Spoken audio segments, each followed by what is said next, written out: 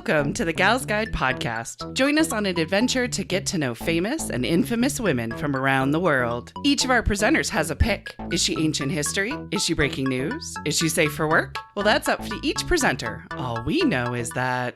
Fasten your seatbelts. It's going to be a bumpy night. Welcome back to the Gals Guide podcast. It is a new month and a new theme, and this year we are focusing on the personal and collective well-being. And so what does it look like with well-being when we take care of ourselves? And what does well-being look like when we put the focus on our community around us?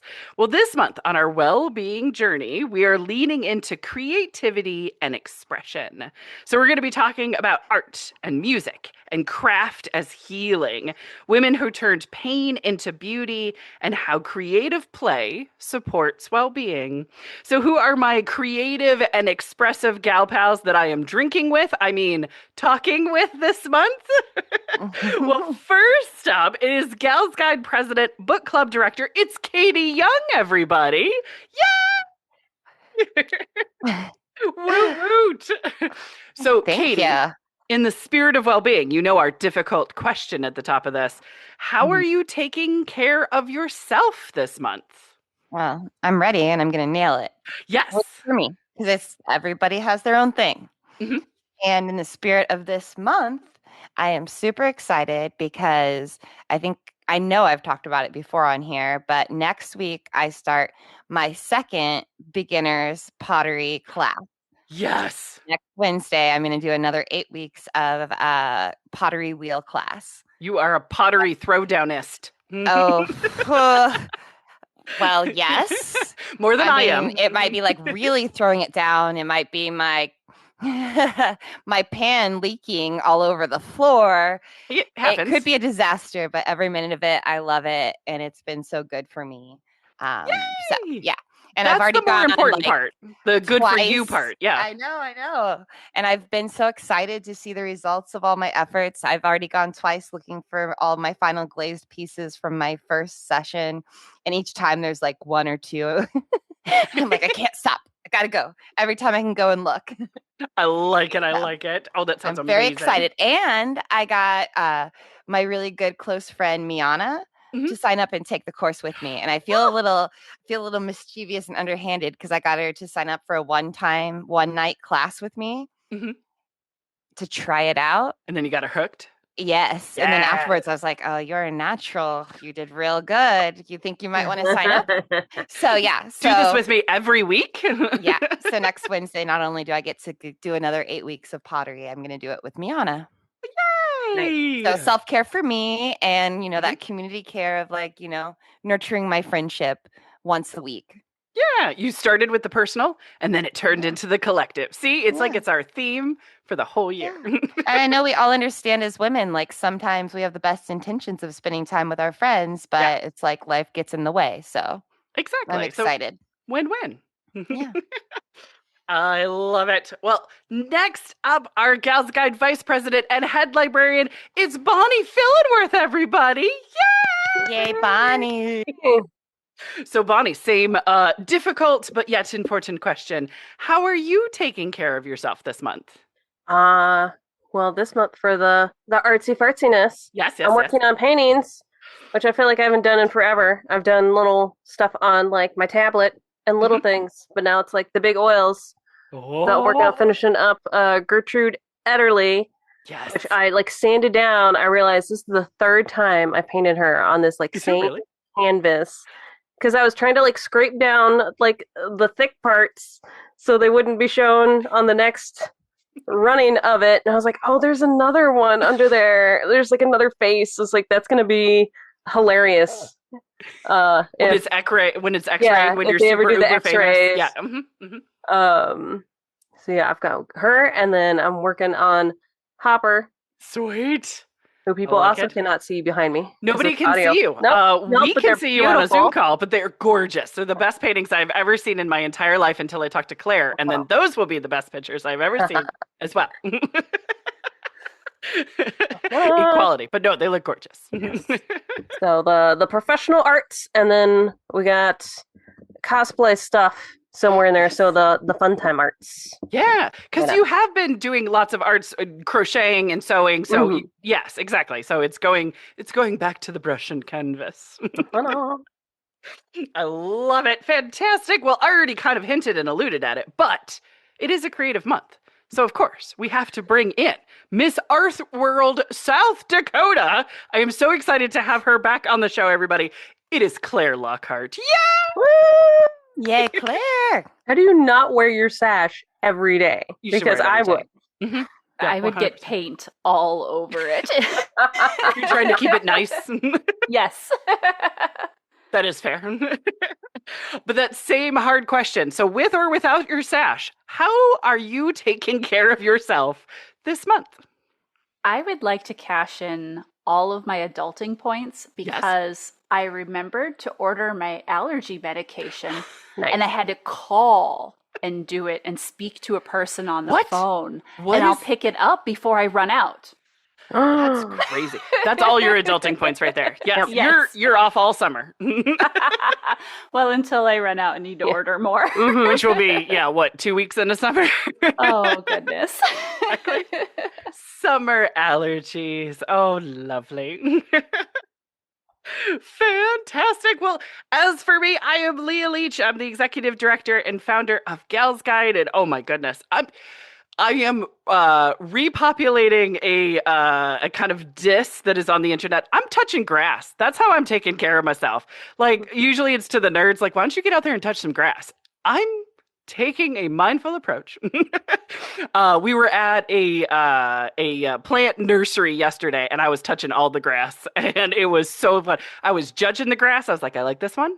Nope, not that one. That one's a little too prickly. So I'm getting out in nature more. Our yard has bunnies and birds, and so I am enjoying the bunnies and birds, the ducks and the goslings. The baby goslings are out, and they're in our backyard, and so I'm just enjoying all of it because they're so adorable. Can I get a picture? No. For some odd reason, they're just too fuzzy and too in the grass for me to get a picture, and I don't want to get close because Mama get angry. So I can't get too close. So I'm excited for it. So, oh my gosh, I forgot to ask. Bonnie, do you want to go first? I can go first. Yay! Look at that. I know exactly. Claire is sighing a breath of relief. Katie's like, I got this. I'm mid-podcast comfortable, right? Perfect. Well then, Bonnie, who do you have for us for Creativity and Expression Month? I have the lovely Elizabeth Keckley. Nice. I do not know much about her, so I'm excited about this. I didn't know about her until I had heard a podcast on her years ago. Mm-hmm. And you added her to the list. You're like, hold on a second. I want to learn even more. Yeah. She was born, gosh, I don't even know if I have a year. I could probably do math and go backwards. Yeah. But she's born in the 1800s because she's born into slavery. Yes. Yes, yeah. Her mother's name was Agnes, and I think it's Hobbs. Okay. And her father, the first thing I was reading is her autobiography, which we'll get to at the end.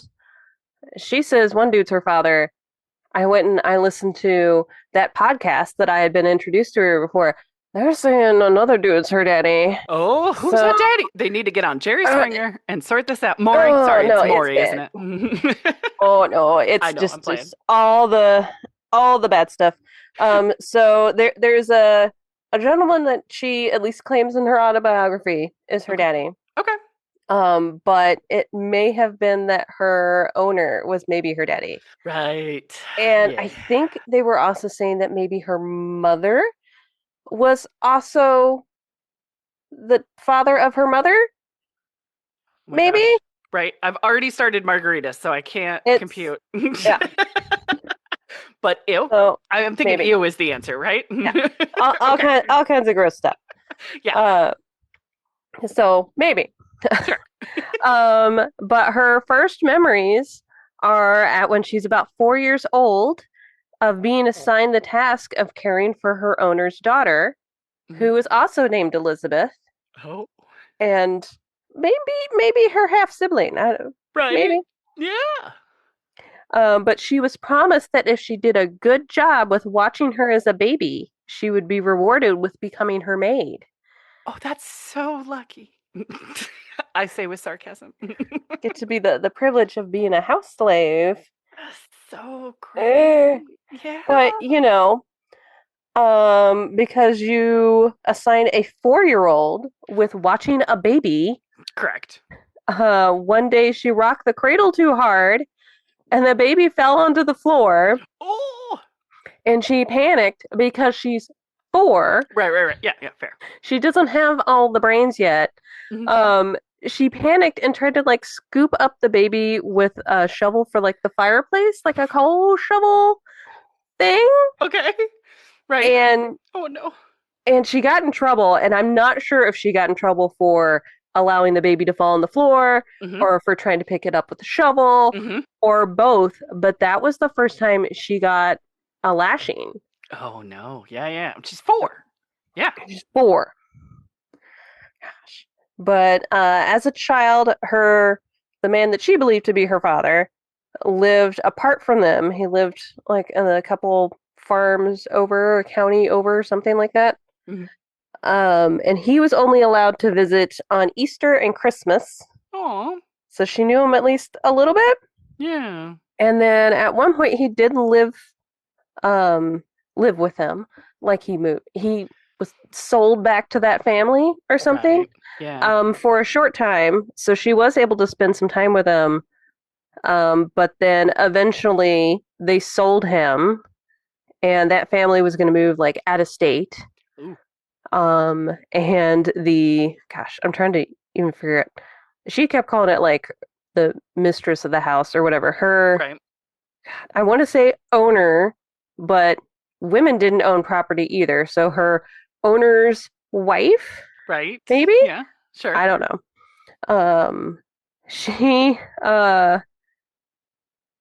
Her mom, Agnes, was very upset because her husband is gone. Yep. And the wife is telling Agnes to stop crying about it, that she's not the only, wife's husband who's been sold off in this way. She's not unique. Yeah. And that if she wanted a husband so badly, she should just go find another one. But she can't if she's crying so much. Wow. So empathy is what she chose then. Christian values. Oh, no. No. Yeah, that's nice. Yeah. But fortunately, which is weird, her mother and father were both literate. Oh, nice. So they were able to write letters back and forth.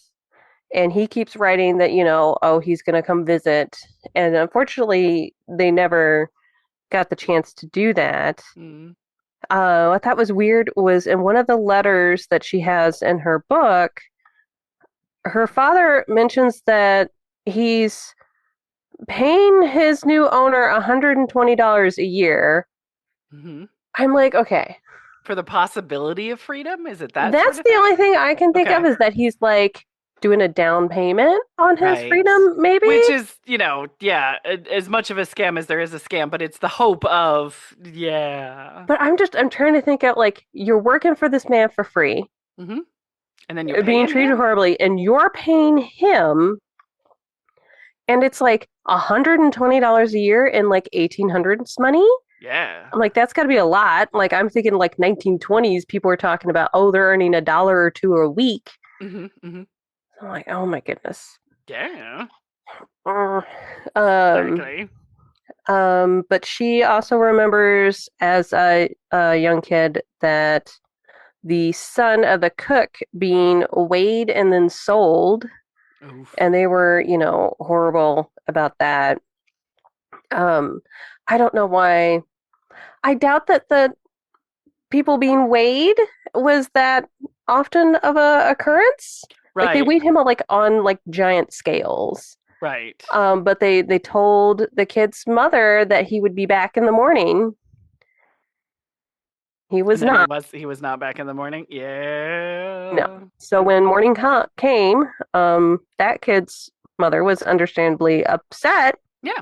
And their owner did not.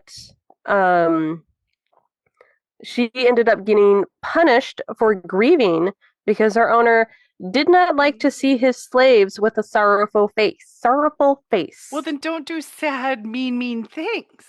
Then That maybe would be don't. mine. Yeah. Mm-hmm. Oh. Exactly. But she got a little bit away from that. She was loaned out, I guess. Her owner's son had started his own household, so she went to live with them. And then I was confused on if it was him or someone else that they were having her like go do chores for. Someone was like beating her for no reason. Like it was very clear that she did not like do anything wrong. Right. Like it sounded like abuse. Whoever that dude was like serial killer something. Right.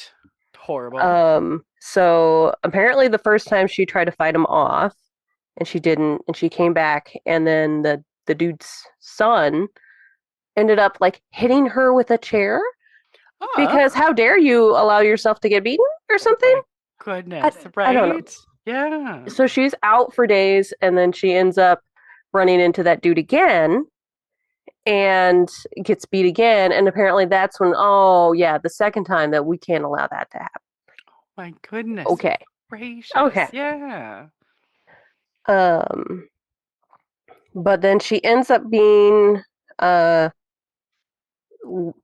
given out again to one of her owner's daughter's family, and they had moved out to St. Louis, out west.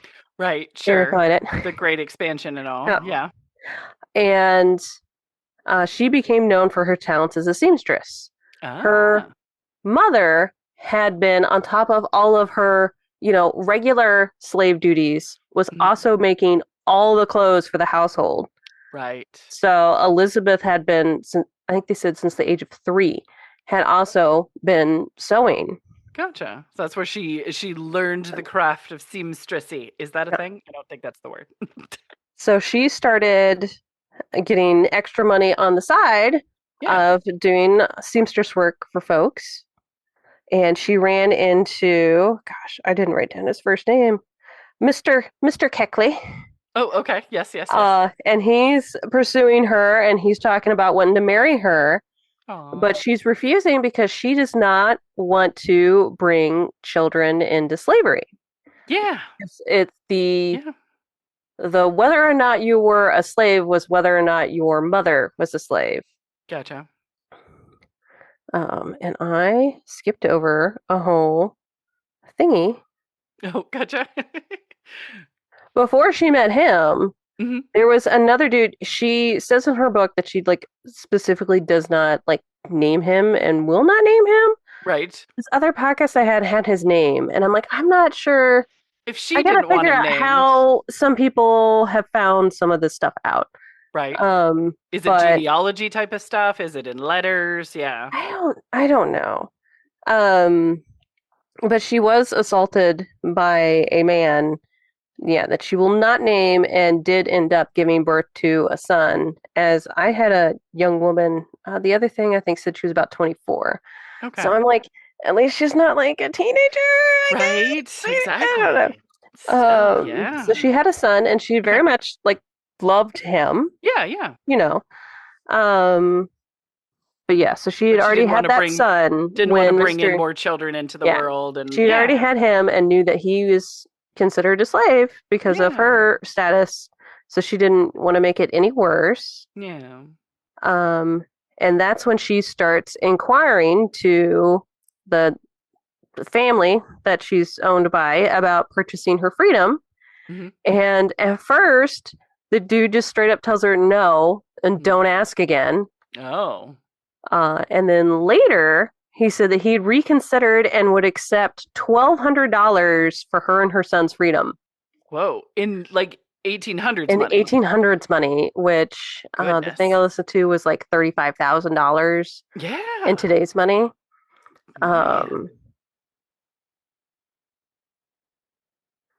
That's an incredible amount at any time period. So, yeah. So while she's busy trying to scrounge up that money, like she's got a goal. So she's working hard. She's saving up all of her money. The dude, the family that she's living with, the dude dies. Oh. So she never gets to like seal the deal with him. Right.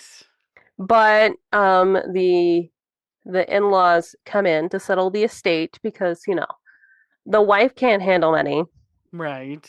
But those people were nice.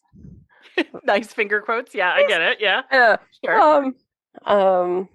And they seem to like want to like honor the deal. They were like, yeah, like we'll still be honorable. That. Yeah. So she's running around trying to find the money. There's some kind of program that she was talking about doing up. I was confused. She talks about going up to New York to do something to get her freedom. And they were working on a deal where she would have to have 6 men basically be like collateral for her coming back. Oh my goodness. So she'd have to get like 6 men to sign that if she doesn't come back, they would be on the hook for paying what she was worth. Oh my goodness. But she ended up talking to a woman, and I was confused at who this lady. There's some lady around. I was getting the vibes that maybe she was already a freed woman. Okay. Because it didn't sound like she was like a client. I don't know, but a lady friend of hers was like, why are you going all the way to New York? Like, we should help you. And I'm like, no, she's been here how many years? Right, exactly. Now you're going to help. Now. Yay. But this lady was able to just like round up like donations and get her the money so she could get her and her son her freedom. Nice. In 1855. Sweet. And she ends up getting her emancipation documents, like her receipts, to show people that, she and her son are free. And he is 16 at the time. Oh. And in the they like read the documents. Because I was listening to the audiobook. It was like little podcasts and like little chapters, and it's like public domain stuff, and each one is like read by a different person. Oh. Right. So in the book, I'm assuming it's a picture of the document or it's just transcribed. But they describe her son George as almost white. Oh, gotcha. So yeah. I think he was white passing. Right, yeah. Which also makes it sound like we're pretty sure his dad was white, but if his grandfather's also white, that may have added more. Right. The DNA draw as it is, yeah. Yeah. But she, gets her freedom, and she decides she's gonna leave. She decides she's gonna leave her husband, and it sounds like maybe he had a drinking problem or something. Gotcha. He also forgot to mention to her that he was not a free man. Right. Yeah. And so I'm not. Was I'm she not really sure. married to him? Da, da, da, da, da. Yeah, promises are promises. Yeah. Yeah, she never like divorces him. Okay. But she's like, I'm just gonna go. Yeah. I'm out. And she ends up going to Baltimore and then Washington, D.C., where she's told that she needs a license to stay in the city for more than 10 days. Oh, like a visa? I guess. All right. And I'm assuming this only applies to African American individuals. Right. But she ends up having a client, Mrs. Ringgold, who is, she's telling her, she's like, I'm trying to, get this business going, but I need this license. And Mrs. Ringgold's like, oh, I know the mayor. Like, nice. So Mrs. Ringgold like goes and talks to someone, and they're like, she doesn't even need the like she's somehow able to just skirt the whole licensing issue. It's who you know, right? It's not even like that she needs the funds to pay for the license and do the paperwork. Like they just skip right over her. She somehow. Hey.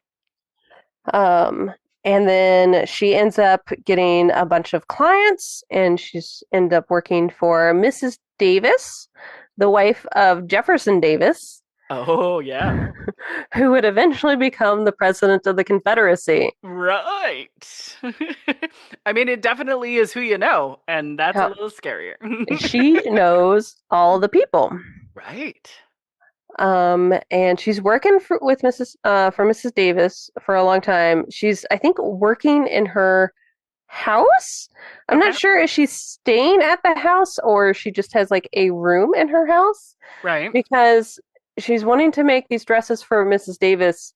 She made some kind of comment in her book about Mrs. Davis doesn't get up until late in the day, implying it was like afternoon. She has a long night. So she's like, that's fine. I can just work on other clients in the morning. And then, when you're up. Don't want to bother you. Yeah. But, I mean, Mrs. Davis seems to treat her very well, which seems sweet. Odd if your husband's going to end up being the president of the Confederacy. Right. Like, she had, like, no bad things to say. Like, she never says anything about them mistreating her or even, like, treating her as, like, a slave. Like, they treat, she is, like, essentially a contract to make dresses, and they get along great. I'm like, okay. Yeah. Let people surprise you, right? Do you think because she got such a good night's sleep every night, maybe that helped? Maybe. It would help me.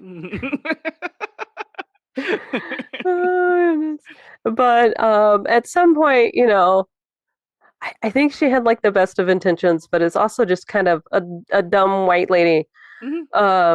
Which can work in your favor in sometimes. So if you're left to your own devices, yay. Mrs. Davis hears through her husband that a war is on the horizon, and asks Elizabeth to come with them to the South because she fears that people in the North will be unkind to her after the war starts. It's a trap. Don't. She thinks in her head that once the war starts, all the people in the North are just going to attack all the African American people and like blame them. What? So yeah, she's a cute dumb lady, isn't she? I think maybe I don't know. Elizabeth is framing it like that maybe she had good intentions, but I'm just sitting there like, oh, that lady. Oh goodness. Is there a movie made about her? Because I would be screaming at the screen. No, don't listen. Yeah. I don't think about one of her specifically, but she does pop up in films. Like she's in the Lincoln movie, which I've only seen once, but I'm like, well, now I gotta rewatch it. Right. Not only do I love Sally Field, but also now I need to look for Elizabeth because she is in there at some point. Nice. Okay. I think I watched the wrong Lincoln movie. Mine had vampires in it. Yep. Is she also in the vampire one? Where Lincoln is a vampire hunter. Perfect. I like it. But yeah, she ends up not going. That's good. She's like, yeah, I think I'll just go stay here. And she ended up getting work from many of the ladies in Washington, which are all the wives of the politicians and whatnot. And one of her clients comes to her and she wants a dress, and she's being like kind of a Karen about it. Like she wants a dress in like a week. And Elizabeth's like, I've got too much work. I cannot do that. Like, I have no room in my schedule to do that. And she's like, but if I can get you in with Mrs. Lincoln to make her dress, would that be like do you suddenly have room in your schedule if there's a Lincoln on the table? Because Mary Todd Lincoln spilled coffee on her dress that she intended to wear at the inauguration, so she needed a new one. Oh, coffee stains. Maybe it was, it obviously was not a black dress. Why are you pre-wearing your inauguration dress? That is a fair question. I mean, I know back in the day we were a little more practical, but I mean, way more practical. She's just trying it on. She's like, you know what? How would this look with coffee? Yeah. It's a valid question. I preview all my clothes like that. Yes, right. Yeah. She didn't get enough sleep and needed caffeine. Right. Maybe sleep would have helped. Yeah. Maybe she's busy helping her husband with the war and somebody else's wife was sleeping in late. Oh, goodness.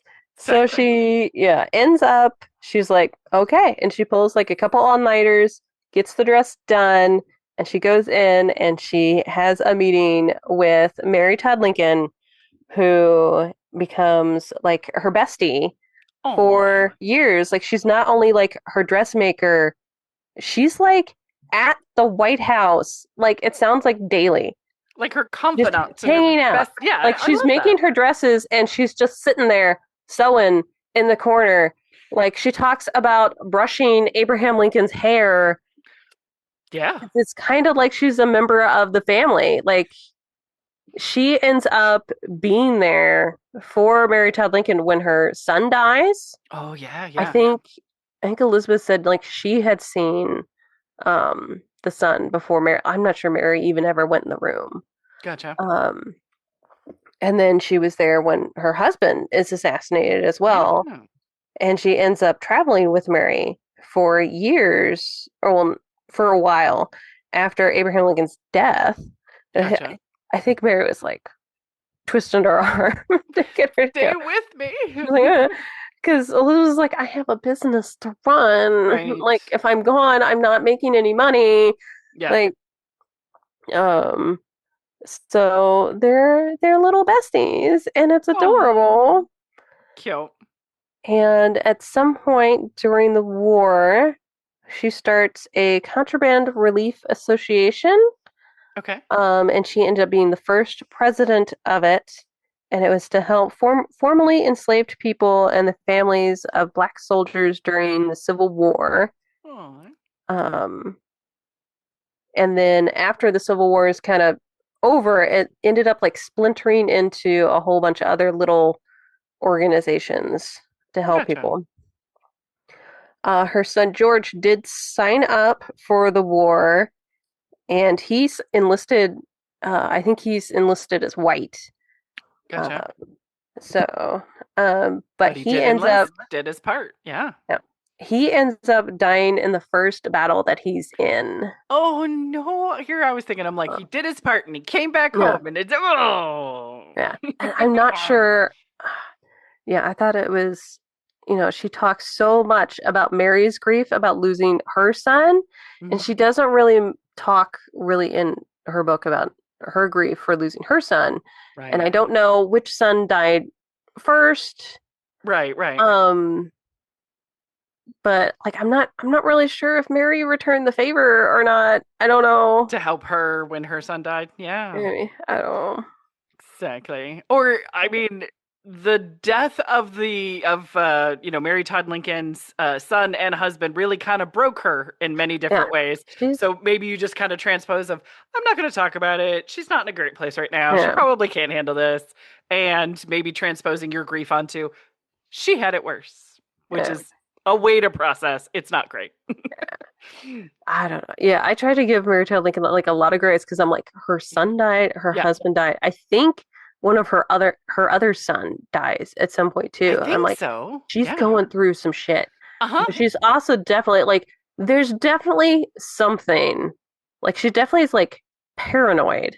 Yeah. Because Elizabeth talks like in her book, like the second half of her book is just her talking about like all the stuff that's going on with Here's the hot gossip about Mary Todd Lincoln. About,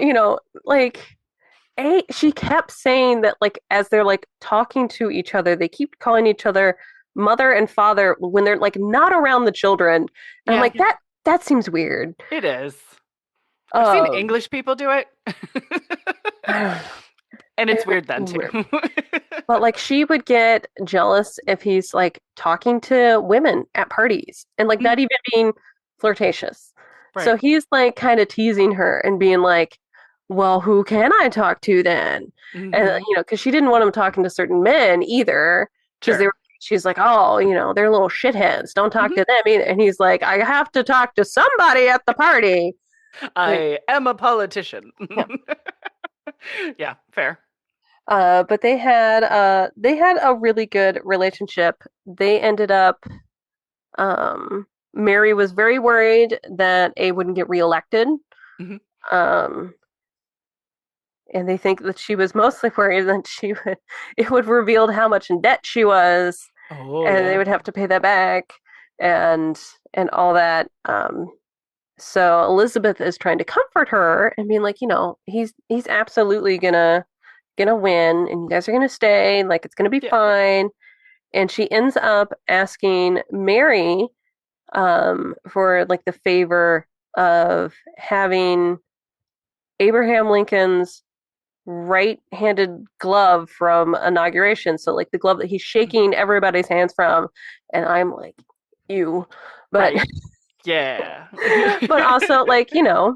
And sure. So that was very nice. I'm not sure, I haven't looked to see if that is anywhere on display. Right, in a museum collection sort of thing, right? But she ends up in 1868 writing an autobiography.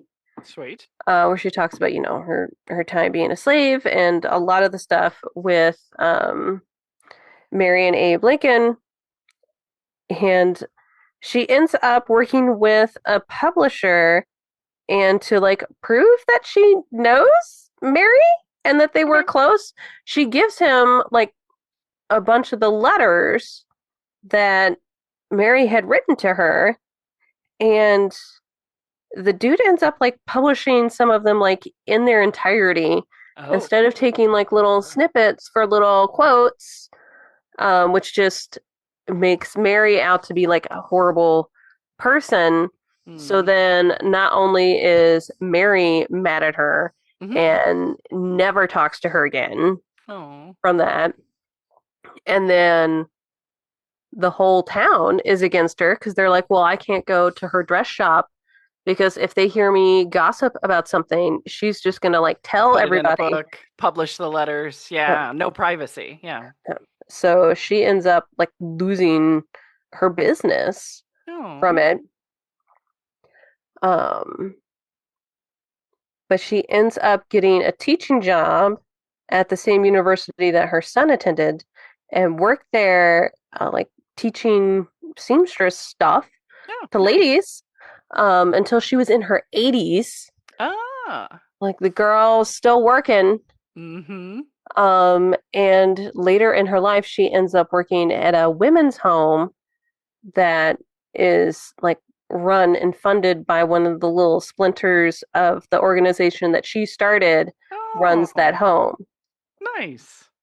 And she ends up living to 89. She dies in 1907. Whoa. Which seems crazy. The life she must have seen, and so much of it traumatic, but also a lot of change that has happened, a lot of revolution, a lot of war. Yeah. But she was making that money, doing the business, she was in high demand for her doing her fashion work. Yeah. Dealing with like rich ladies who I'm sure were pain in the butts. Right. But yeah, some of her dresses still survive. I'm pretty sure there's at least one in the Smithsonian. Nice. She also has a quilt that she had been working on through the years and intended to give to Mary.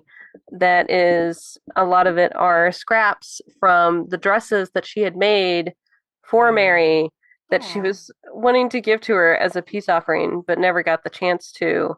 Yeah. That is at Kent State University.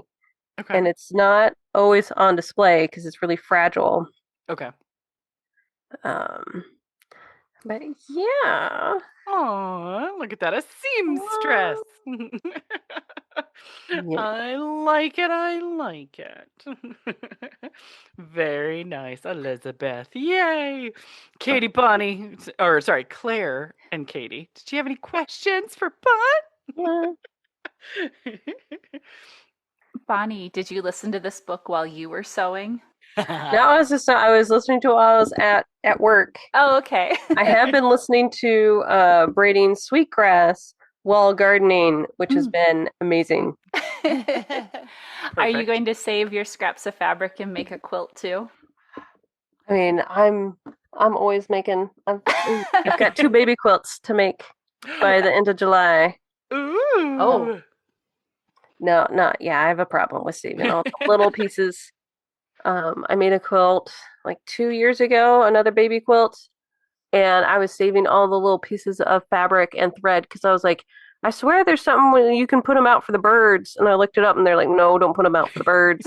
I guess like the thread is so thin it can like get knotted and like tangle around like their legs and stuff. Gotcha. That's not good. And I'm like, ah. So yeah, I save all the little scraps. Do something with. It's a problem. I like it. But she also got she's one of the ladies who's gotten I forget what they call them, a belated New York Times obituary. Yeah. Mm-hmm. The overlooked section. Yeah. Oh, I love that. Mm-hmm. And you can't visit her grave. There was something weird. Is she like buried on private property or something like that? I'm not sure if she got buried. I think it may have been marked, but not like well. Right. And people wanted to pave over where the cemetery was.